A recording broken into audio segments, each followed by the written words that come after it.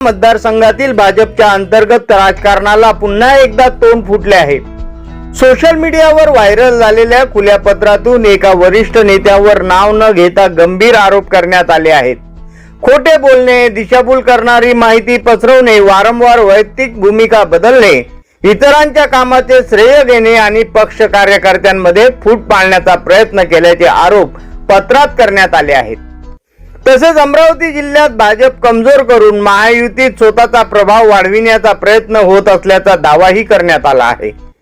तिवसा विधानसभा निवडणुकीतील विजयाचे श्रेय पक्ष नेतृत्व, कार्यकर्ते आणि मतदारांना असल्याचे स्पष्ट करत काही जण विजयाचे श्रेय स्वतःकडे घेण्याचा प्रयत्न करत असल्याचा आरोप करण्यात आला आहे। या पत्रामुळे अमरावती जिल्ह्यात भाजप व महायुतीच्या राजकारणात चर्चांना उधाण आले असून संबंधित नेत्याच्या प्रतिक्रियेकडे सर्वांचे लक्ष लागले आहे।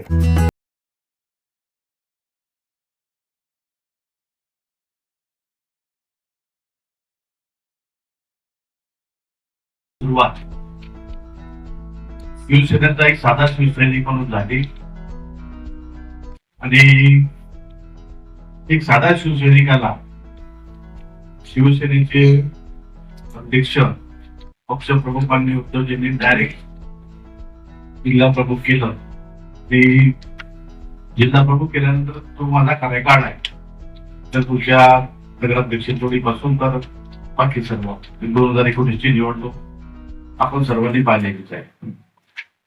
परंतु माननीय देवेंद्रजी फडणवीस, देशाचे पंतप्रधान माननीय नरेंद्रजी मोदी आणि आपल्या महाराष्ट्रातील तत्कालीन प्रदेशाचे अध्यक्ष आता जे आपले पालकमंत्री चंद्रशेखरजी बावनकुळे यांच्या नेतृत्वात मी भारतीय जनता पार्टीत प्रवेश केला। कारण वेगळे वेगळे होते, कारण महाविकास आघाडी होती, मी शिवसेनेवर लढल्यानंतरही मला तिकीट मिळणार नव्हते, कारण सिटिंग काँग्रेसच्या नेत्या होत्या, साहजिक होत ते। म्हणून माननीय देवेंद्रजी आणि आपल्या जिल्ह्याची सर्व टीम यांनी मिळून माझा पक्ष प्रवेश करून घेतला आणि मी भारतीय जनता पार्टी काम करायला लागलो।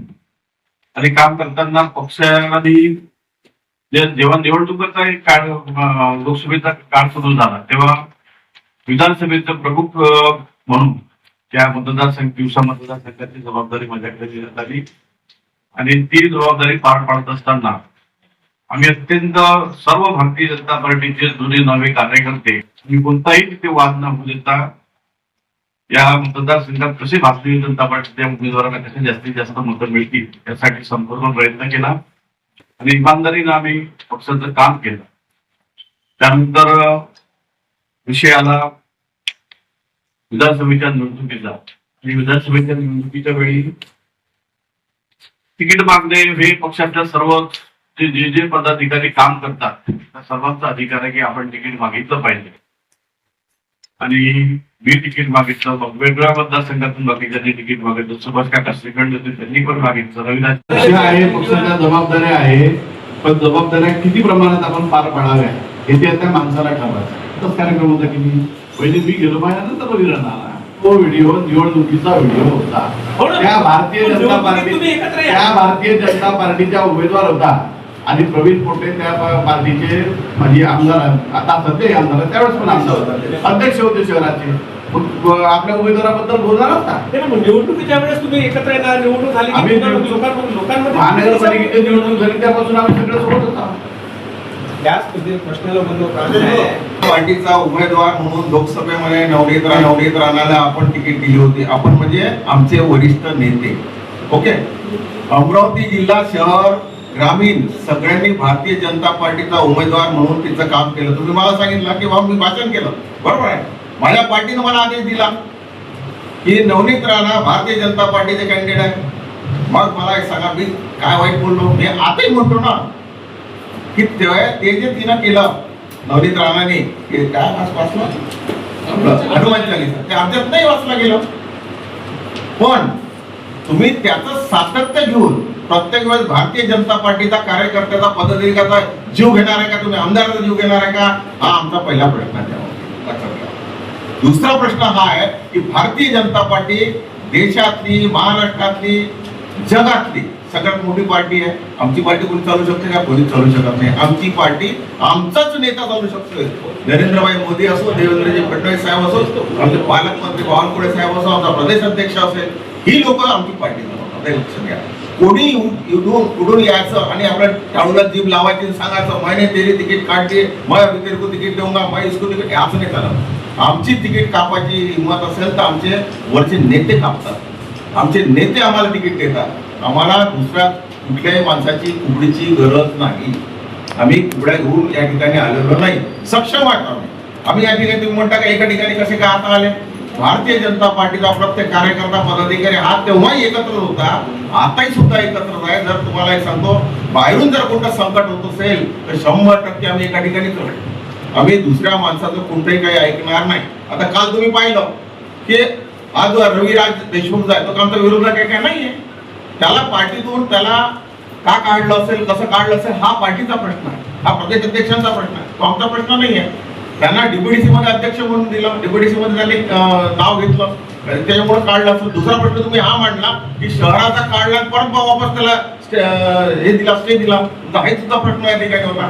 तुम्हाला एक सांगतो, भारतीय जनता पार्टी हा एवढा मोठा पक्ष आहे, हा कोणाला ऐकत नाही. प्रवीण पोटेला ऐकणार नाही, किंवा वानखेडे राजेश वानखेडेंना आमदारांना ऐकणार नाही, किंवा दादाला ऐकणार नाही, किंवा इथे बसलेले आमचे दिनेशजी आहे, शिवरायजी आहे, तुषारजी आहे, किरण भाऊ आहे, आमचे जयंता भाऊ आहे, मागे बसले आमचे नेते मंडळी आहेत, कार्यकर्ते.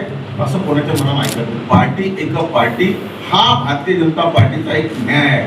भारतीय जनता पार्टीची एक थीम आहे. भारतीय जनता पार्टी सुसंस्कृत पार्टी आहे.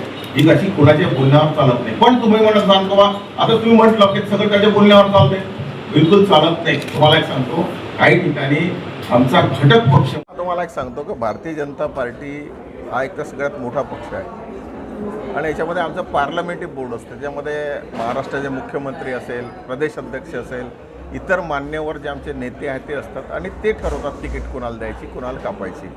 आमचा बाहेरचा कोणताही व्यक्ती असं तिकीट कापणं किंवा तिकीटवर बोलणं हे संयुक्तिक नाही आणि बोलूसुद्धा नाही. सगळ्यात महत्त्वाचं हे लक्षात घ्या.